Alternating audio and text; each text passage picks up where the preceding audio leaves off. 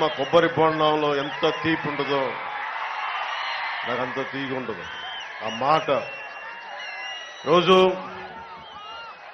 జనసేన 2019లో ఒక్క విజయం, ఒక్క రాజోలు విజయం.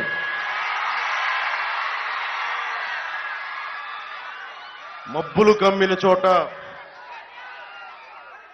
అసలు వెలుతురు లేని చోట, గాఢాంధకారం ఉన్న చోట రాజోలు విజయం చిన్న వెలుగు రేఖ. నాకు మా ఆడపడుచులు మబ్బుల్లో పరిగెత్తే పిడుగుల్లాంటి యువత, మేడలపైన మిద్దెలపైన ఉండి ఆశీర్వదించే పెద్దలు, మీరందరూ నిలబడితే ఈ రోజున ఆ ఒక్క చిన్నపాటి విజయం ఈ రోజున రాష్ట్రానికే, జనసేన రాజకీయ పరిస్థితులకి వెన్నెముకైపోయింది. ఆ విజయం మీది. వారాహి ఈ వేదిక మీద నాతో పాటు ఉన్న శ్రీ జిఎం హరీష్ గారికి ఎంపీ క్యాండిడేట్ గా తెలుగుదేశం పార్టీ నుంచి సైకిల్ గుర్తు మీద మన హరీష్ గారు పోటీ చేస్తున్నారు, జిఎం బాలయోగ్ గారి అబ్బాయి. అలాగే జనవాణి కార్యక్రమానికి సంధానకర్తగా వ్యవహరించి ముందుకు తీసుకెళ్లిన శ్రీ వరప్రసాద్ గారికి గాజు గ్లాసు గుర్తు మీద మన పార్టీ తరఫున పోటీ చేస్తా ఉన్నారు. అలాగే ఎక్స్ ఎమ్మెల్సీ టీడీపీ నుంచి రుద్రరాజు పద్మరాజు గారికి మనస్ఫూర్తిగా నా హృదయపూర్వక నమస్కారాలు. BJP ex MLA Manepalli Ayyaji Vema గారికి మనస్ఫూర్తిగా నా హృదయపూర్వక నమస్కారాలు. కొత్తపల్లి సుబ్బారెడ్డి గారికి, మనకి ఎన్నికల్ని పరిశీలకులుగా ఉన్న కొత్తపల్లి సుబ్బారెడ్డి గారికి నా హృదయపూర్వక నమస్కారాలు. లింగోలు పెద్దబాబులు గారికి, సీనియర్ నాయకులు జనసేన పార్టీకి, వారికి నా హృదయపూర్వక నమస్కారాలు. దిరిసెల బాలాజీ గారికి, state joint secretary Janasena party, వారికి నా హృదయపూర్వక నమస్కారాలు. అలాగే గెడ్డం మహాలక్ష్మి ప్రసాద్ గారికి నా హృదయపూర్వక నమస్కారాలు. మేడిచెర్ల సత్యవాణి గారు ఎంపీపీ మల్కీపురం. మనం ఆ రోజు గుర్తున్న సభలో మన మల్కీపురంలో శ్మశానం లేదనేది, ఆ శ్మశానం అవసరాన్ని మనం తీర్చుదాం. అలాగే వనమాలి ములా స్వామి గారు సీనియర్ టీడీపీ నాయకులు, మత్స్యకార సామాజిక వర్గం నుంచి వచ్చిన వారికి నా హృదయపూర్వక నమస్కారాలు. కేతా శ్రీని గారికి MPP, Razole state BCCL secretary Telugu Desam పార్టీకి, వారికి కూడా నా హృదయపూర్వక నమస్కారాలు. అంతేకాకుండా ఇక్కడి నుంచి వచ్చిన తెలుగుదేశం కార్యకర్తలకి, జనసేన నాయకులకి, జన సైనికులకి, తెలుగు మహిళలకి, వీర మహిళలకి, యువతులకి, నా అక్క చెల్లెలకి, మా ఆడపడుచులకి, పెద్దలకి మరోమారు ధన్యవాదాలు తెలుపుకుంటూ మరోమారు హృదయపూర్వక నమస్కారాలు. ఇది మనకి 18 రోజులు మిగిలి ఉంది. 5 సంవత్సరాల నుంచి పనిచేస్తా ఉన్నాం. ఈ 5 సంవత్సరాల నుంచి మనం రోడ్ల మీదే ఉన్నాం. నన్ను మొదటి తరం రాజకీయ నాయకుడిని నేను. వైఎస్ జగన్ గారు లాగా వారి తాతల దగ్గర నుంచి, వారి తండ్రుల దగ్గర నుంచి 150 సంవత్సరాలున్న కాంగ్రెస్ పార్టీ నుంచి వచ్చిన వాడిని కాదు. మన స్వయం కృషి మీద చిన్నపాటి ప్రభుత్వ ఉద్యోగి కొడుకుని నేను మీ అందరి అభిమానంతో నటనలోకి వెళ్లి మీ అభిమానాన్ని సంపాదించుకొని 2009లో రాజకీయ ప్రస్థానాల్లో భాగస్వామి అయ్యి దాన్ని నిలబెట్టుకోలేకపోయినా ఆ బాధ, మన వల్ల కాదు రాజకీయ పార్టీ అని అందరూ అంటే పంతం తీసుకున్నాను, బలంగా తీసుకున్నా. దశాబ్దం నుంచి ఎవ్వరి ఆసరం లేకుండా ఒక్క మీ గుండెల్లో మీరు ఇచ్చిన బలమే ఈ రోజున జనసేన నిలబెట్టింది. జగన్ వెళ్ళిపోయే సమయం అయిపోయింది. అంటే ఇది నేను శ్రీకాకుళం, విజయనగరం, ఉభయ గోదావరి జిల్లాలు, నర్సాపురం, ఏ మూలకి వెళ్ళినా, నిన్న రైల్వే కోడూరు వెళ్ళినా, రాజంపేట, కడప వెళ్ళినా, తిరుపతి వెళ్ళినా ఏ మూలకెళ్ళినా ఒకటే, ప్రభుత్వం మారిపోతుంది, వైసీపీ ఓడిపోతుంది. దీంట్లో ఏమాత్రం సందేహం లేదు. నేను ఎన్ని చెప్పినా, నేను మీకు ఇప్పుడు కూర్చోబెట్టి ఓటు వెయ్యడమే మార్పు. రాజోలకి మనం ఏం చేయగలం, రాజోలకి మనం ఎలా నిలబడగలం? ఇది కోనసీమ ప్రాంతం. ఇది కొబ్బరి కొడుకుని పెద్ద కొడుకుగా చూసుకునే, కొబ్బరి చెట్టుని పెద్ద కొడుకుగా చూసుకునే నేల ఇది. ఇలాంటి పచ్చడి, ఇందాక వరప్రసాద్ గారు చెప్తా ఉన్నారు, రాష్ట్ర విభజన జరిగినప్పటి నుంచి కూడా కోనసీమ జిల్లాల మీదే దృష్టి అందరికీ. తెలంగాణ నాయకులు కూడా ఒకటే అనేవాళ్ళు, మీకు పచ్చడి కోనసీమ జిల్లాలు ఉన్నాయి, మీకు ఎక్కడ చూసినా గోదావరి నది ఉంది, నదీ పరివాహక ప్రాంతాలు ఇలాంటివి ఉండి మేము వెనకబడిపోతున్నాం, మీరు బాగున్నారని చెప్పి కేవలం ఉభయ గోదావరి జిల్లాలను చూపించి అభివృద్ధిని చెప్పి ఈ రోజున మనం విడిపోయితే నష్టపోయాం మనం ఈ రోజున. అలాంటి ఉభయ గోదావరి జిల్లాలకి గోదావరి పారుతూనే ఉంది ఒకవైపు, కానీ తాగడానికి నీళ్లు లేవు. లంకల గ్రామాలకి చిన్నపాటి వరద వస్తే దారి లేకుండా పోతా ఉంది, నీటి సౌకర్యం లేదు. ముఖ్యంగా కోనసీమ రైతాంగం మనకి రాజమండ్రికి వచ్చి నాకు క్రాప్ హాలిడే ప్రకటించాం, మా పరిస్థితి ఏంటని చెప్పి ఒక్కొక్క కష్టం చెప్తే నిజంగా నాకు కదిలిపోయాను. కోనసీమ రైతాంగానికి మీరు చెప్పిన సమస్యల్ని నా గుండెల్లో తీసుకున్నాను. ఆ రోజు మీరు చెప్పిన పాయింట్స్ అన్ని రాసుకున్నాం.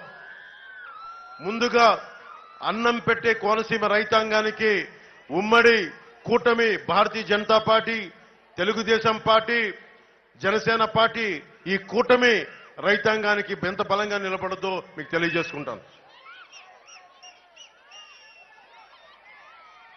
ఎమ్మెల్యే రాపాక గారి అవినీతి గురించి మళ్ళీ మాట్లాడుతున్నాం.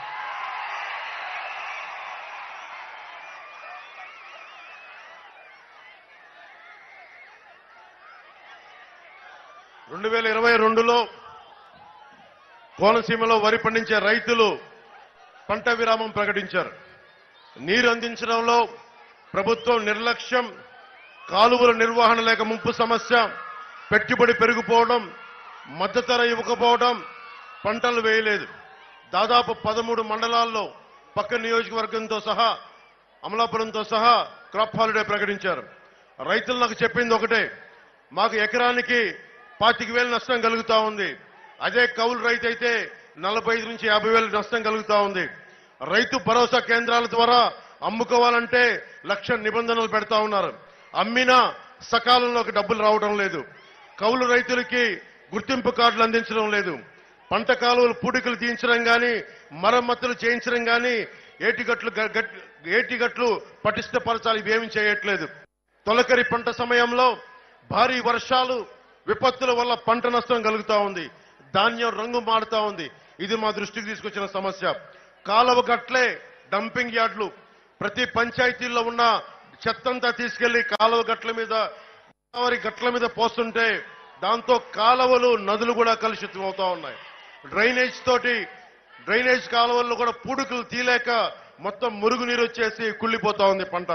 ఇవన్నీ చెప్తా ఉన్నారు. పంట కాలువల నిర్వహణ లేదు, దీని గురించి అధికారులకు శ్రద్ధ లేదు, ప్రభుత్వానికి శ్రద్ధ లేదు, ఉన్న ఎమ్మెల్యేకి శ్రద్ధ లేదంటే ఆ రోజు నేను ఒకటే మాట చెప్పాను. నేను 3.5 ఎకరాలు మాకు చిన్న వ్యవసాయ భూమి ఉండేది మొగల్తూరులో. ఒక్కొక్క సెంటు 2 సెంట్లు మనకి ఆర్థిక ఇబ్బందులు వచ్చినప్పుడల్లా పెళ్లిళ్ళు చేయాలన్నా చిన్నమ్మలకి అమ్ముకుంటా వచ్చాం. ఒక రైతు కష్టం నాకు తెలుసు. అందుకనే రైతాంగానికి నేను మాటిస్తున్నాను, వచ్చిన సంవత్సరం లోపే నేను మీకు ఏమైతే సమస్యలు ఉన్నాయో, గిట్టుబాటు ధర కానీ, సాగునీటి సమస్య కానీ, ఇవన్నీ నేను ముందుండి నేను మీకు మాటిస్తున్నాను. కోనసీమ రైతాంగానికి రైతు బిడ్డగా నేను మాటిస్తున్నాను. పిఠాపురం నుంచి పోటీ చేస్తున్నాను. మీకు అందుబాటులో ఉంటాను, మీకు అందుబాటులో ఉండేవాడిని, మీకు అందుబాటులో ఉంటాను. ప్రతి సమస్యకి నేను క్షేత్రస్థాయి పరిశీలన నేను చేస్తాను. ఈ రోజున వరప్రసాద్ గారిని అభ్యర్థిగా నిలబెడుతున్నప్పటికీ కూడా నేను బాధ్యత తీసుకుంటాను. నేను వస్తాను.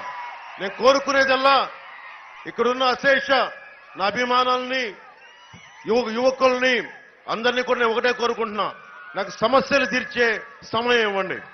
ఫోటోలకి మీద పడ్డా, లేదంటే నన్ను వెళ్ళనివ్వకపోయినా క్షేత్రస్థాయి నాకు పర్యటన చేయాలంటే మీద పడితే నేను సమస్యల్ని నేను తీర్చలేను.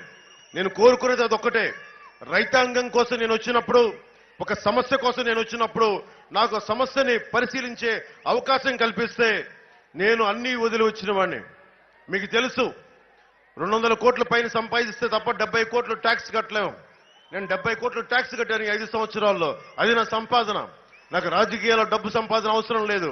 కానీ మీ కష్టాలను తీర్చడానికి మీకు ఇంట్లో ఒకటిగా నేను ఈ రోజు రాజకీయాల్లోకి వచ్చాను.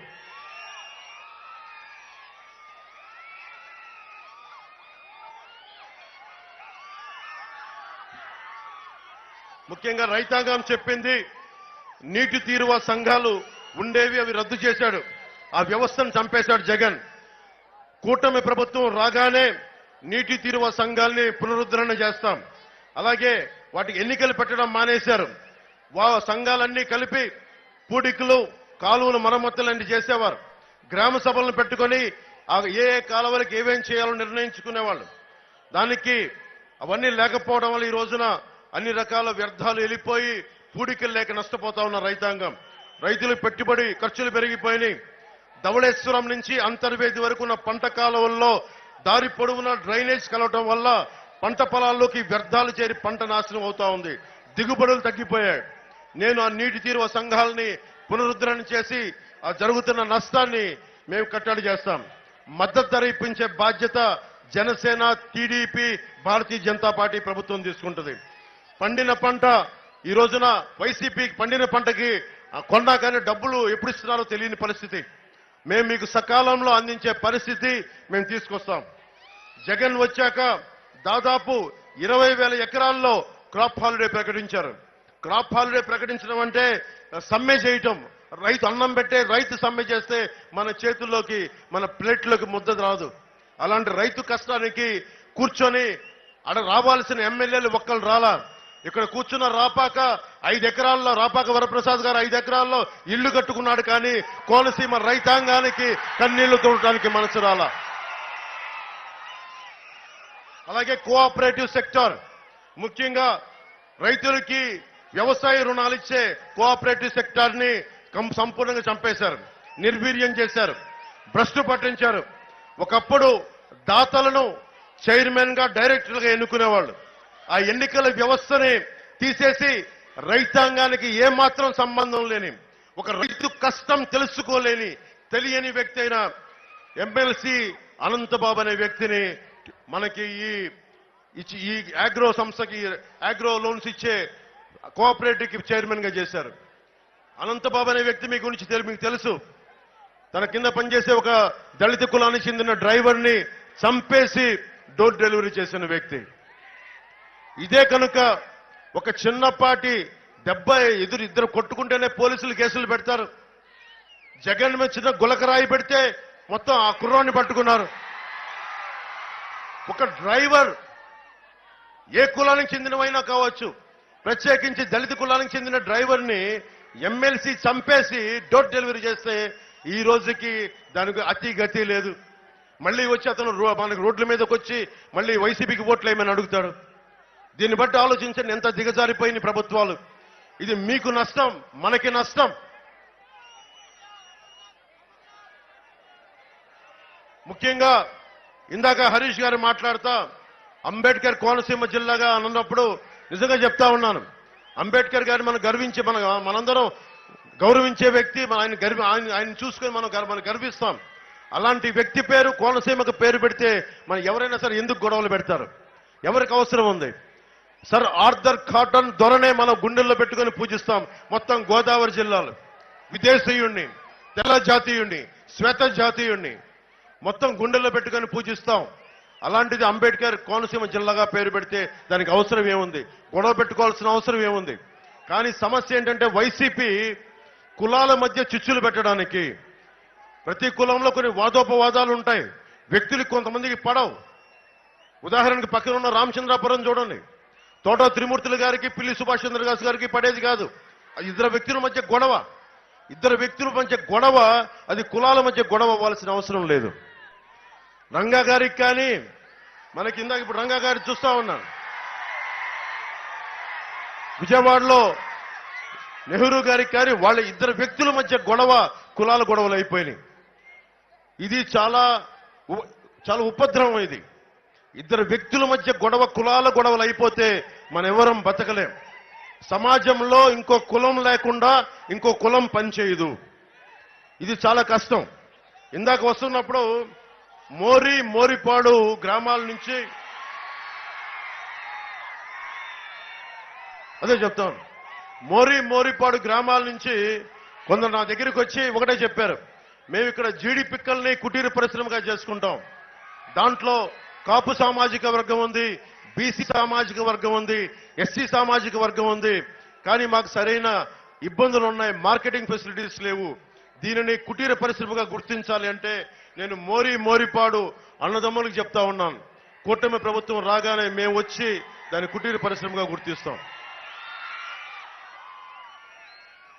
ఈరోజు వైసీపీ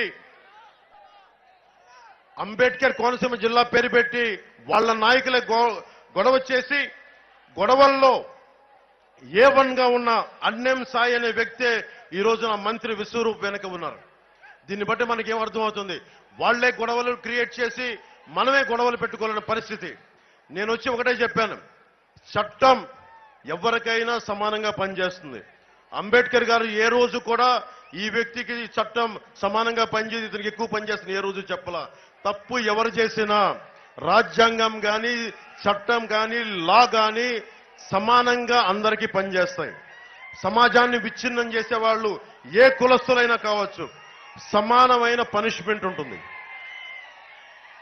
అంతర్వేది కొప్పినాతి కృష్ణమ్మ గారు అగ్నికుల క్షత్రియులు అంతర్వేది ఆలయంలో ఉండే రథాన్ని, నరసింహస్వామి రథాన్ని దుండగులు తగలబెట్టేస్తే ఒకటే చెప్పారు, పిచ్చోడు కాల్చాడు, లేదంటే తేనె తట్టుంటే దానికి మంట పెట్టడానికి కాల్చేశారంటే కొంతమంది నీచులు ఉంటారు గొడవలు పెట్టడానికి, లేదా పొరపాటున తాగేసే ఉండొచ్చు, కారణాలు ఏదైనా ఉండొచ్చు. కానీ బాధ్యత గల ప్రజాప్రతినిధులు ఏం చేయాలి, దోషుల్ని పట్టుకోవాలి. మీరు చెప్పండి, ఒక చిన్న గులకరాయి పడితే ఇంతమంది సమూహంలో జగన్కి ఒక గులకరాయి పడితే నిందితుడిని పట్టుకోగలిగాడు. మనకి అంతర్వేది రథాన్ని కాల్చేస్తే నిందితుడిని పట్టుకోలేపారు ఈ రోజు దాకా. ఏం సూచిస్తుంది అది? ఏం చెప్తుంది అంటే నువ్వు పట్టుకోవాలంటే పట్టుకోగలవు, నువ్వు నిజంగా దోషులను పట్టుకోవాలంటే పట్టుకోగలవు. కానీ అపోహల మధ్య ప్రభుత్వాన్ని నడపాలి, గొడవల మధ్య మనం కొట్టుకుంటా ఉంటే వాళ్ళు ప్రభుత్వాలు నడపాలి. దీనికి ఇది ఆగాలి. ఇలాంటి దుష్ట పరిపాలన ఆగాలి. నేనే ఉన్నా, భీమ్లా నాయక్ అని సినిమా చేశా, వకీల్ సాబ్ అనే సినిమా చేశా. నేను ఏ రోజు డబ్బు కోసం వెంపర్లాడలా. నేను వచ్చి వీళ్ళ కాళ్ళు పట్టుకోవాలంట, వచ్చి అన్నా జగన్ అన్న మీరు కొంచెం వదిలితే నా సినిమాకు డబ్బులు కావాలని. నేను ఒకటే చెప్పా, నేను మొత్తం ఫ్రీగా యూట్యూబ్లో వదిలేస్తాను సినిమా అని చెప్పి. దేనికంటాం ఆ మాట? ఆత్మగౌరవంతో బతుకుతాం, దేహి అని బతకం. ఆత్మగౌరవం కోసం ప్రాణాలు వదిలేసుకుంటాం, అంతేగాని ఎర్రచందనం చెట్లని నరికే వాళ్ళ దగ్గర, కులాల మధ్య చిచ్చులు పెట్టే వాళ్ళ దగ్గర, మెగాస్టార్ చిరంజీవి గారిని తీసుకొచ్చి టేబుల్ పైన కూర్చోబెట్టే వాళ్ళకి మేము లొంగం. వైఎస్ జగన్ ఒకటే గుర్తుపెట్టుకోవాలి, జగన్ ఇది 2009 కాదు 2024 గుర్తుపెట్టుకో. తెగించొచ్చాం రాజకీయాల్లోకి. నిన్న రైల్వే కోడల్లో కూడా చెప్పా, నా కోసం 40 మంది ఎర్రచందనం స్మగ్లర్లు దింపారంట పిఠాపురానికి, గోదావరి జిల్లాలకి. నేను ఒకటే చెప్పా, అరే నేను భారతీయుణ్ణి, ఎక్కడ అక్రమం జరిగినా అన్యాయం జరిగినా ధైర్యంగా ఎదుర్కోగలను. ఒకటే చెప్తా ఉన్నా, నేను పవన్ కళ్యాణ్ని, నేను ధైర్యవంతుని, నాకు అస్సలు భయాలు ఉండవు. ఒకటే జీవితం, ఒకే ఒక జీవితం. కూర్చోబెట్టి జగన్ లాంటి గూండాలకి, పెద్దిరెడ్డి మిథున్ రెడ్డి లాంటి దోపిడీదారులకి భయపడం. ఎక్కడో కూర్చోబెట్టి మిథున్ రెడ్డి వ్యక్తి చెప్తా ఉన్నాడు, ఒకసారి ఢిల్లీలో కనిపించి ఏదో పెళ్లిలో మాట్లాడుతూ ఉంటే, ఎవరో పెళ్లికి వెళ్తే, కేంద్ర మంత్రి పెళ్లికి వెళ్తే ఆయన ఒకటే చెప్తా ఉన్నాడు, మేము మా పీలూరు నియోజకవర్గాలకు కానీ మా వాళ్ళ చిత్తూరు జిల్లాలకు వచ్చి మా నియోజకవర్గాలకు వచ్చి మా అక్కడ ఏళ్లు పెడితే మేము ఊరుకోం, అలాగని మేము ఎవరి జోలికి రామని చెప్తా ఉన్నాడు. అంటే ఎవరు మాట్లాడకూడదు వాళ్ళకి, కానీ వాళ్ళు వచ్చి ప్రతి జిల్లాలో ఏళ్లు పెట్టచ్చు. మిథున్ రెడ్డి వచ్చి తూర్పుగోదావరి జిల్లాలో ఏళ్లు పెట్టచ్చు, మిథున్ రెడ్డి వచ్చి పశ్చిమ గోదావరి జిల్లాలో ఏళ్లు పెట్టచ్చు. మనం వెళ్ళి మాట్లాడకూడదు అక్కడ. మిథున్ రెడ్డికి ఒకటే చెప్తున్నా, మిథున్ రెడ్డి గారికి, పెద్దిరెడ్డి గారికి, జగన్ గారికి ఒకటే చెప్తున్నా, ఇది మేం భయపడే వ్యక్తులం కాదు, ఇది జనసేన. ఇది మీరు ఒక చెయ్యి ఎత్తితే మేము 1,00,000 చేతులు ఎత్తుతాం, గుర్తుపెట్టుకోండి.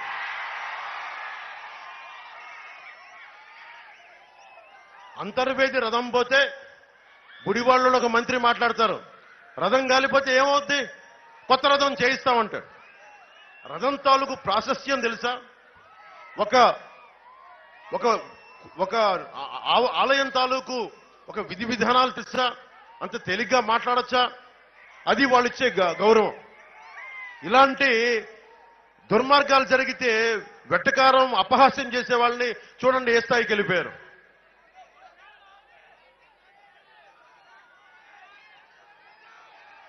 అలాగే వశిష్ఠ వారధి సకినేటిపల్లి నుంచి నర్సాపురం వంతెన అనేది అందరి దాదాపు 40 సంవత్సరాల నుంచి కోరికది. అలాగే ఇందాక హరీష్ గారు చెప్తా ఉన్నారు, కోనసీమలో రైలు కోత వినిపించాలని. కోటిపల్లి నర్సాపురం రైల్వే లైన్ ని పూర్తి చేసే బాధ్యత మనం తీసుకుందాం. అలాగే దీనికోసం కొన్ని భూముల్ని తీసుకునే పరిస్థితుల్లో ఇందాక చూశాను, కొన్ని కొత్త ఇళ్లు కూడా నిర్మించుకున్నా, కొన్ని ఇళ్లు ఉన్నాయని. ఆ గ్రామాలకు ఇబ్బంది ఏదైనా ఉంటే స్వయంగా నేనే వచ్చి ఆ గ్రామాలకు వచ్చి నేను మాట్లాడతాను. మీకు నష్టపరిహారాన్ని సరైన రీతిలో ఇప్పించి, లేదంటే అవసరమైతే దాన్ని ఇంకొక వైపు మార్చి కూడా పరిస్థితిని మేము తీసుకుంటాం. కానీ ఎందుకంటే నేనే చెప్తున్నా, ఒకసారి లక్షలాది ఉదాహరణకి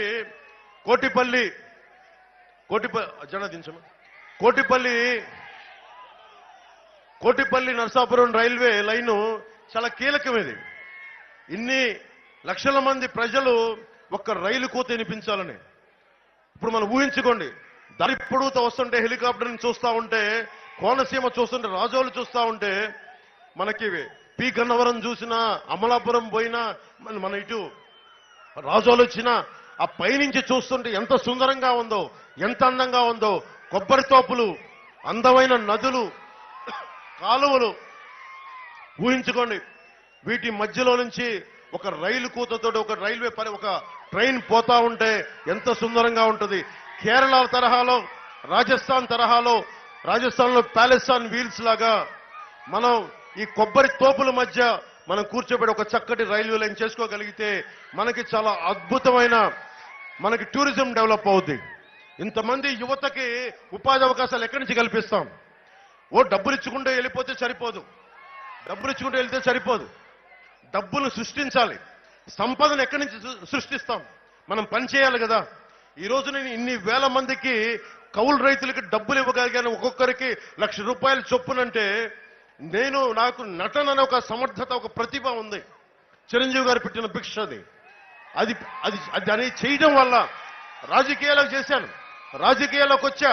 కానీ నిజంగా ఒక సమర్థత, ఒక ప్రతిభ ఉంటే అది ఒక భీమ్లా నాయక్ సినిమా అయింది, ఒక వకీల్ సాబ్ సినిమా అయింది. సినిమాలు చేస్తే డబ్బు, అంటే పని చేస్తేనే డబ్బు వస్తుంది. ఆ డబ్బుకి నేనేం చేశాను? నేను కూర్చోబెట్టి నేను రైతాంగానికి హెల్ప్ చేయగలిగాను. అదే ప్రభుత్వం కూడా సంపద సృష్టించాలి, ఉద్యోగాలు ఇవ్వాలి, ఉపాధి అవకాశాలు కల్పించాలి. రైతాంగానికి సరైన కాలువలు పూడికి తీసి డ్రైనేజీల వ్యవస్థను బాగు చేసి నిజంగా పంట పండే పరిస్థితులు పెట్టాలి, సంపద సృష్టించాలి. అప్పుడు ఎవరికైనా సరే దారిద్ర్య రేఖ దిగువనున్నా కానీ, ఎస్సీ సామాజిక వర్గానికి కానీ, బీసీలకు కానీ ఎవరికైనా సరే మన డబ్బు ఇవ్వాలంటే సంపద సృష్టించందే ఎంత డబ్బుని అప్పులు తెచ్చి పెడతాం మనం? మీరు చెప్పండి. నేను సంపదను సృష్టించాను కాబట్టే కౌలు రైతాంగానికి ఇచ్చాను. జగన్ చెప్తా ఉన్నాడు, కూటమి ప్రభుత్వం వస్తే మన సంక్షేమ కార్యక్రమాలు ఆపేస్తామని చెప్పాం. సంక్షేమ కార్యక్రమాలు జగన్ చేయట్లా. జగన్ తాత ముల్లే ఇవ్వట్లేదు. ఇది మన డబ్బు. మనం తినే ప్రతి గింజ మీద, తాగే ప్రతి బొట్టు మీద, మనం ఏమి చేసినా పన్నుల మీద పెట్టే ట్యాక్స్ ప్రభుత్వానికి కడుతున్నాం. బ్యాంకులో డబ్బులు ఉన్నాయి, బ్యాంకులో డబ్బులు ఏం చేస్తాం? మనకి డిపాజిట్ చేస్తే ఆ మేనేజర్లు వాళ్ళ సొంతది కాదు ఆ డబ్బు. అలాగే ప్రభుత్వం మీద పెట్టిన డబ్బు జగన్ సొంతం కాదు, అది మనందరి డబ్బు. నాయకత్వం ఎలా ఉండాలి అంటే ఏ సమస్యకి ఎక్కువ డబ్బు ఇవ్వాలి, రైతాంగానికి ప్రాధాన్యత ఇవ్వాలా, మహిళలకు ప్రాధాన్యత ఇవ్వాలా, ఏ సమయంలో ఎవరికి ప్రాధాన్యత ఇవ్వాలనేదే నాయకత్వం తాలూకు లక్షణం. వారి కార్యక్రమాలు అలా ఉండాలి. మొత్తం మా అందరం రోడ్ల మీదకి వచ్చి కేవలం సంక్షేమం సంక్షేమం అని చెప్పి అప్పుల్లో చేసి మీకు ఈ రోజున డిఎస్సి నోటిఫికేషన్ కూడా లేకుండా చేశాడు జగన్. మీకు ఉపాధి అవకాశాలు ఉన్నాయా? ఇంత పచ్చటి కోనసీమ ఉంది, మీకు ఉద్యోగాలు ఉన్నాయా? మీకు ఉపాధి ఉందా? ఒకసారి మీరు ఆలోచించండి.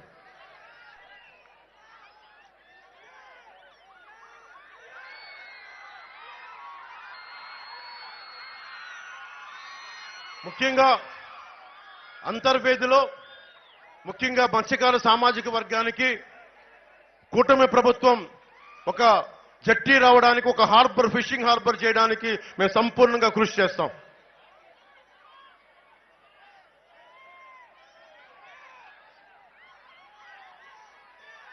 అలాగే మీకు తెలుసు, నేను 2016లో DCA dredging corporation of India అని మనకి హార్బర్లో ఇసుకని పూడికి చేసే బోట్లు ఉంటాయి. ఆ డ్రెడ్జింగ్ కార్పొరేషన్ ఆఫ్ ఇండియా దానికి సంబంధించి నిజంగా కనుక ఇక్కడ ఒక రీజనల్ ఆఫీస్ కనుక పెడితే మన రాజోల్లో మీలాంటి యువతకి చాలా మందికి ఉపాధి అవకాశాలు వస్తాయి. ఇది నేను ప్రధానమంత్రి గారితో కేంద్ర నాయకత్వంతో మాట్లాడి ఇక్కడ ఒక స్థానికంగా ఉండే ఒక కార్పొరేషన్ రీజనల్ ఆఫీస్ ని, DCI రీజనల్ ఆఫీస్ ఇక్కడ డెవలప్ చేసే పరిస్థితిని హరీష్ గారు, మనకి వరప్రసాద్ గారు, మేము బాధ్యత తీసుకుంటాం. ముఖ్యంగా గోదావరి జిల్లాకి ఆధ్యాత్మిక క్షేత్రాలు ఇక్కడ చాలా ఉన్నాయి. ఈ ఆధ్యాత్మిక క్షేత్రాలకు సంబంధించి ప్రతి ఒక్కరికి ఇక్కడ టూరిజం డెవలప్ చేస్తాం. పర్యాటకానికి సంబంధించి ప్రత్యేకమైన దృష్టి పెడతాం. గోదావరి ఒడ్డున బలంగా దిండి రిసార్ట్స్ ఉన్నాయి. దిండి రిసార్ట్స్ ఎంత అద్భుతంగా ఉంటాయో మీకు తెలుసు. అలాంటిది ఈ తీర ప్రాంతం అంతా రిసార్ట్స్ కనుక కేరళ తరహాలో మనం డెవలప్ చేసుకోగలిగితే, కేరళ తరహాలో టూరిజం డెవలప్ చేసుకోగలిగితే బోల్డ్ అంతా ఉపాధి అవకాశాలు లభిస్తాయి. అంతేగాని వచ్చిన ప్రతిదీ కూడా నాకేంటి అని అనకుండా, మనకి లాభాలు లేకుండా, లంచాలు లేకుండా నిజంగా మీకోసం పనిచేసే ప్రభుత్వాన్ని మేము తీసుకొస్తాం. ముఖ్యంగా రాజోల్లో గల్ఫ్ దేశాలకు వెళ్లే వాళ్ళు ఎక్కువ. ఇక్కడ ఏజెంట్ల మధ్యలో నష్టపోతా ఉన్నారు. పాస్పోర్ట్ల కోసం, అలాగే పాస్పోర్ట్ దశ నుంచి వర్క్ పర్మిట్ దాకా, వీసా దాకా అవగాహన లేక ఏజెంట్లు వలలో పడి మోసపోతా ఉన్నారు.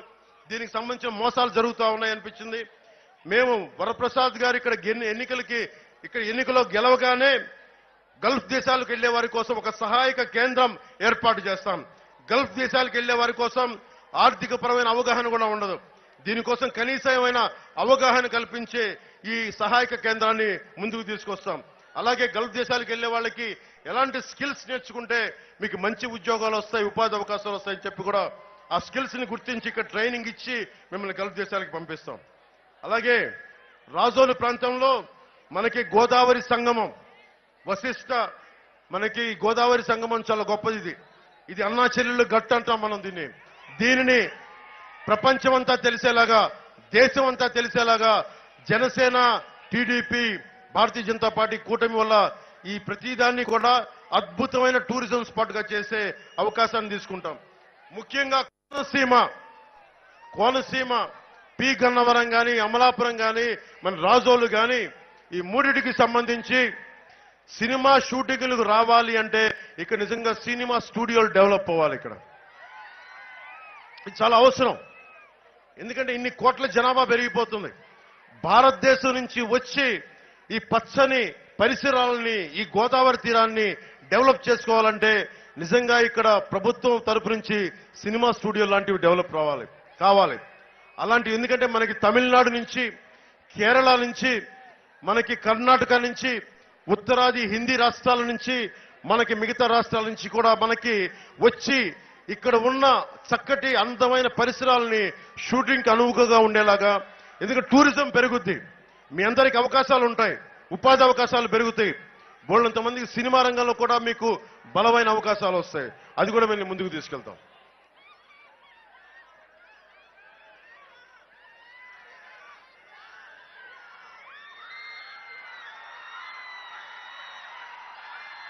అంతర్వేది దేవస్థానం భూముల్ని అన్యక్రాంతం అవుతున్నాయి. చాలా లాస్ట్ టైం పోయినప్పుడు ఇవన్నీ అడ్డగోలుగా దోచేశారని చెప్తా ఉన్నారు. దేవుడి మాన్యాలు ఎవరు తీసుకెళ్లినా చాణక్యుడు చెప్పినట్టుగా తరాలు ఎగిరిపోతాయి. దేవుడు మాన్యం ఎవరు ముట్టుకున్నా తరాలు ఎగిరిపోతాయి. గుర్తుపెట్టుకోండి. దేవుడు మాన్యాల్ని తిరిగి దేవస్థానికే చెందేలాగా మేము బాధ్యత తీసుకుంటాం.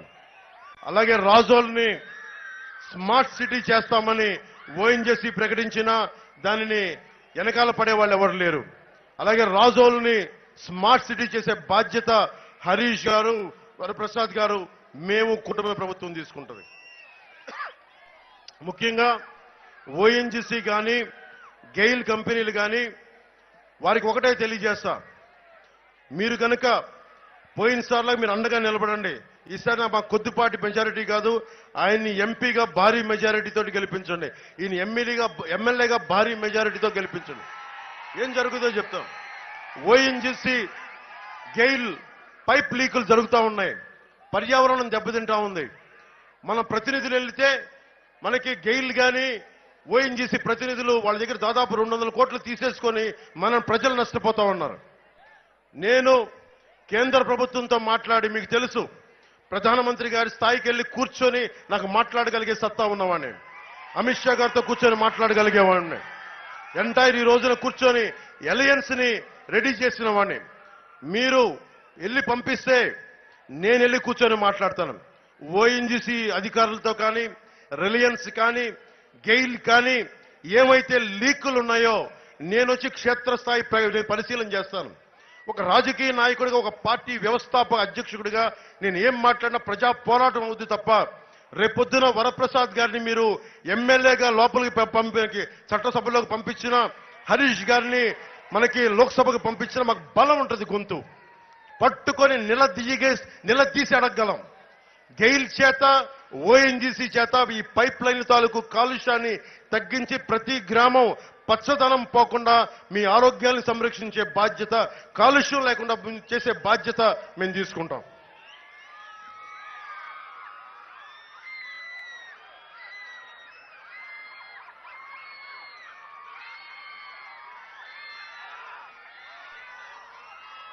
ఎమ్మెల్యే రాపాక వరప్రసాద్ గారి అవినీతి. 5 ఎకరాలు ఇల్లు కట్టుకున్నారు ఆయన. సెంటు పట్టా పేరుతోటి పేదలకి ఉచిత ఇళ్ల స్థలాలు 1000 కోట్ల అవినీతి జరిగింది. ఆ 1000 కోట్ల ఈయన కూడా ఒక చిన్నపాటి షేర్ తీసుకున్నారు. పట్టాలు ఇచ్చిన భూములు తక్కువ రేట్లు కొని ప్రభుత్వానికి దాదాపు 4 ఇంతలు ఎక్కువ డబ్బులు ఇచ్చుకున్నారు.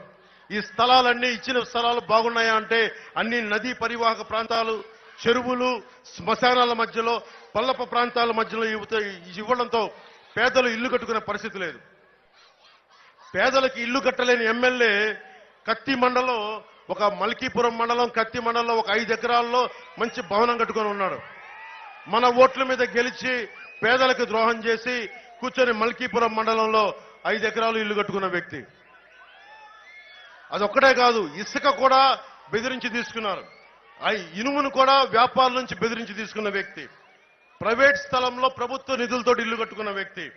అంతర్వేది రథం దగ్ధమైతే ఆయన కూర్చోబెట్టి ఈ రోజు దాకా దాని మీద ఏం మాట్లాడలా. సకినేటిపల్లిలో ఫైర్ స్టేషన్ కావాలి 2019కి అడిగిన రాపాక గారికి జగన్ పంచన చేరాక ఈ రోజుకి ఒక ఫైర్ ఇంజిన్ గురించి అడగాల్సిన మనసు రాలా. ముఖ్యంగా దాతలిచ్చిన కాలేజ్ ఉంది. దాతలిచ్చిన మల్కీపురంలో కళాశాల భూములపై వీళ్ళు వైసీపీ మరి కన్నుబడింది. దాదాపు 500 కోట్ల రూపాయల విలువైన భూములు. ఒక్కొక్క లెక్చరర్ని బదిలీ చేసి దాన్ని మూసేసి 500 కోట్ల భూమిని దోచేయడానికి ప్రయత్నం చేస్తా ఉన్నారు. వైసీపీ నాయకులకు ఒకటే చెప్తున్నాం, 18 రోజులు మేము ప్రభుత్వాన్ని స్థాపిస్తున్నాం. ఒక్కొక్క అవినీతి పరుని రోడ్డు మీదకి లాక్కొచ్చి మీ చేత ఫైన్ కట్టిస్తాం.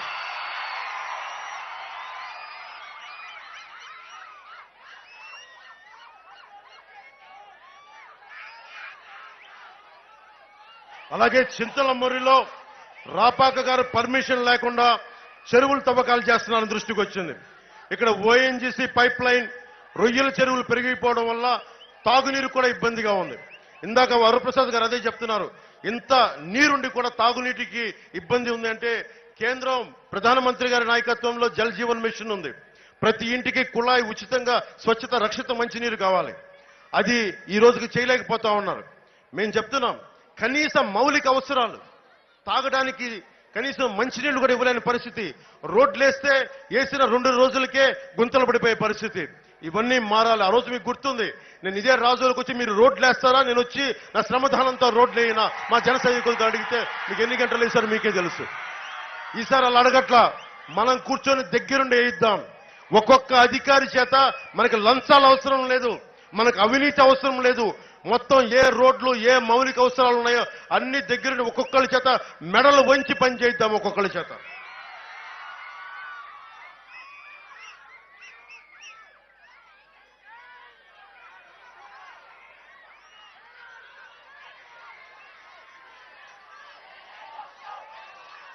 చంద్రబాబు గారు మన తెలుగుదేశం పార్టీ నాయకులు 2 జరుగుతూ ఉన్నాయి. ఆంధ్రప్రదేశ్లో వైఎస్ జగన్ పాలనలో కొన్ని విచిత్రమైన పరిస్థితులు జరుగుతూ ఉన్నాయి. ఎవరు ఎదురు మాట్లాడితే, ముఖ్యంగా అమరావతిలో ఎస్సీ రైతులు మాకు రాజధాని కావాలని మాట్లాడితే వాళ్ళ మీద, ఎస్సీ కులాల మీద ఎస్సీ ఎస్టీ అట్రాసిటీ యాక్ట్ పెట్టారు. ఎవరన్నా సరే సొంత కులం మీద, నేను ఒక మాల సామాజిక వర్గానికి చెందిన వ్యక్తి లేదా మాదిక సమాజానికి చెందిన వ్యక్తి అయితే నేను అడిగితే నా మీదే ఎస్సీ ఎస్టీ అట్రాసిటీ కేసు పెట్టారు. అసలు అది రాజ్యాంగానికి, అంబేద్కర్ గారి స్ఫూర్తికి విరుద్ధమైంది. అలాగే కొంతమంది బీసీ నాయకుల మీద కానీ ఎవరైనా కానీ ఫాల్స్ ఎస్సీ ఎస్టీ అట్రాసిటీ యాక్ట్లు. అందువల్లే బీసీలకి రక్షణ చట్టం పట్టుకొస్తుంది ప్రభుత్వం. ముఖ్యంగా చూస్తే గొంది గ్రామంలో మంచినీటి చెరువు పక్కన రొయ్యల చెరువు తవ్వించడానికి ప్రయత్నం చేస్తే అక్కడ ముఖ్యంగా మత్స్యకార యువత అడ్డుకున్నారు. అగ్నికుల క్షత్రియ యువత అడ్డుకుంటే వారిపైన ఎస్సీ ఎస్టీ అట్రాసిటీ యాక్ట్ చేసి వారిని కేసులు పెట్టి భయపెడతా ఉన్నారు. తాటిపాక గ్రామంలో ఫ్లెక్సీలు చించారని చెప్పి కొన్ని గొడవలు జరిగినాయని చెప్పి సెట్టిబలిజి కులానికి చెందిన వ్యక్తులకి ఎస్సీ ఎస్టీ అట్రాసిటీ తప్పుడు కేసులు పెట్టారు. నిజంగా తప్పు చేస్తే కేసులు పెట్టాలి.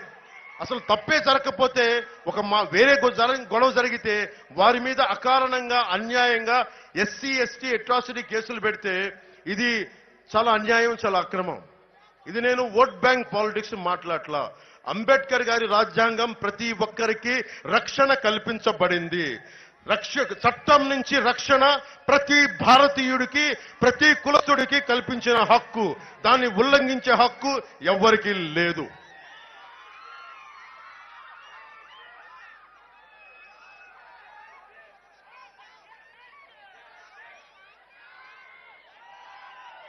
ఈ రోజున వైసీపీ నుంచి పోటీ చేస్తున్న గొల్లపల్లి గారి చరిత్ర కూడా చాలా ఉంది చిట్ట.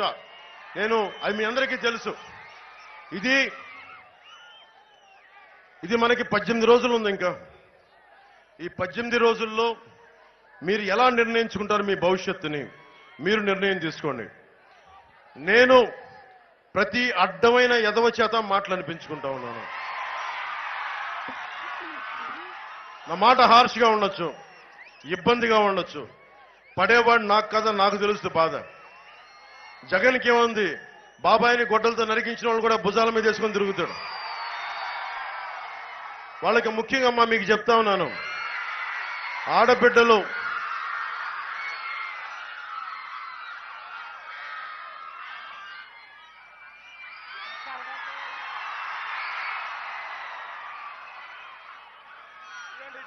కెమెరాస్ అన్ని అట్టున్నాయి, అది సమస్య.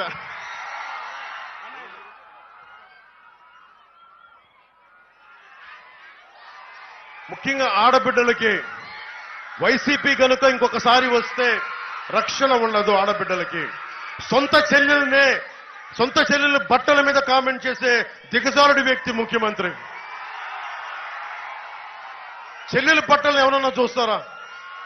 రంగులను ఏమన్నా అంటావా? పచ్చదనం గ్రీన్ కలర్ చెట్లు ఉంటే కూర్చోబెట్టి ద్వేషంతో మనం పచ్చని చెట్లను చూడటం మానేస్తావా?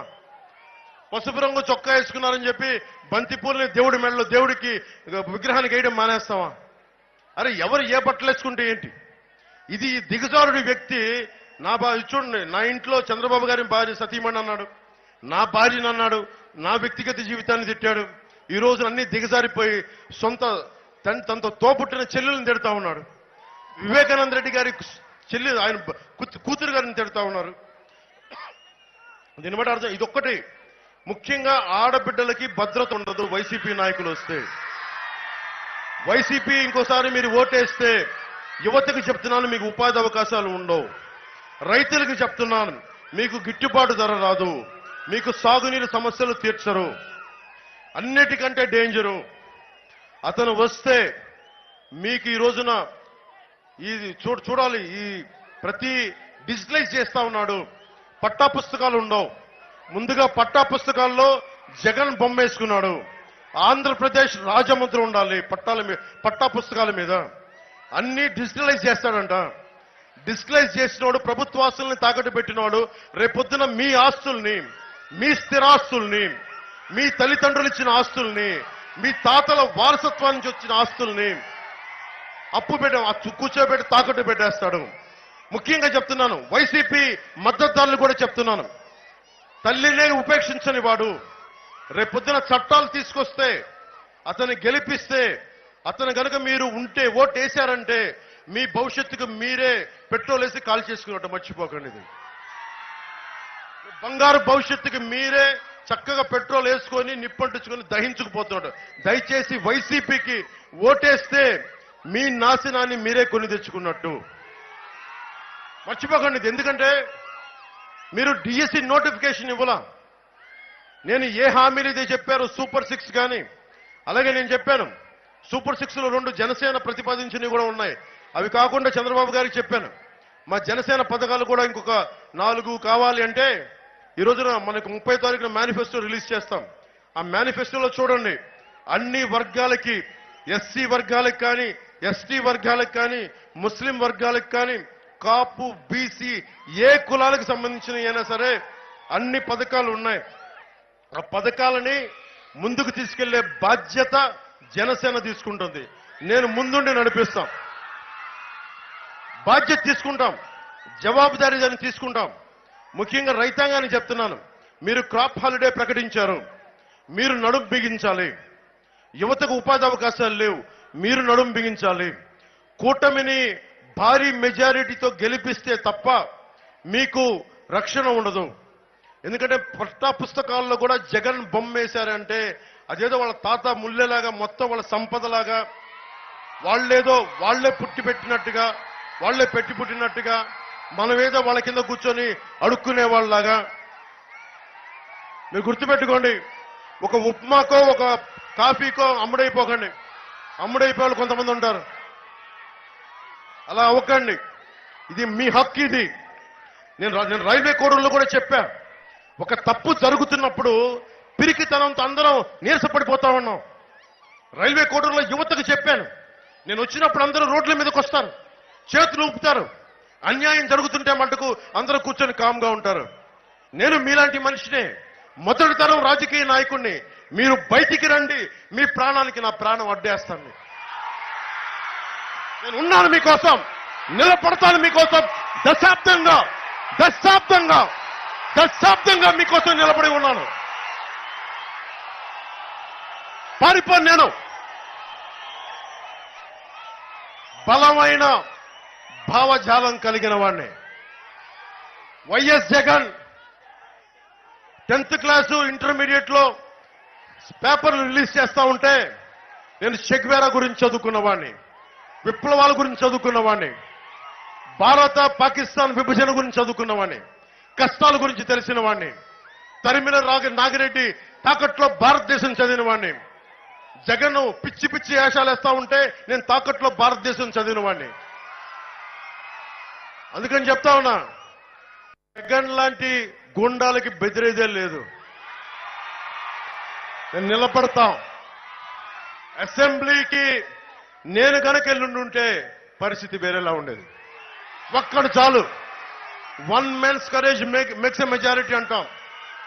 ఒక్కడు నిలబడితే, రోడ్డు మీద ఒక్కడు నిలబడితే 100 మందికి దమ్ము ధైర్యం వస్తుంది. మనం నిలబడి ఉన్నాం. ఈ రోజున 5 సంవత్సరాలు మీలాంటి మహిళలు వచ్చి నిరసన ప్రకటిస్తే మధ్యతరగతి పాపం ఇంట్లో కూర్చున్న ఆడపడుచులు వాళ్ళ మీద అటెంప్ట్ మర్డర్ కేసులు పెట్టారు. నిజంగా ప్రజల తాలూకు విప్లవం ఎలా ఉంటుందో మీకు చూపించాను. వైజాగ్ లో కూర్చొని నా హోటల్ని నా హోటల్ రూముల్ని భయభ్రాంతులను చేసి పోలీసు బూట్లతో మనకు రూముల పైన భయపెడితే ఒంటరి మహిళల బిడ్డలను తీసుకొచ్చి అన్న బయటకు వచ్చే వరకు మేము ఇక్కడే ఉంటాం కూర్చోని చెప్పి ఆ విజువల్స్ అని మీరు చూశారు. నిజంగా గుండెల లోతులోంచి ధైర్యం ఇచ్చే నాయకత్వం నిలబడితే ప్రజలు రోడ్ల మీదకి వస్తారన్నది నేను ప్రూవ్ చేశాను.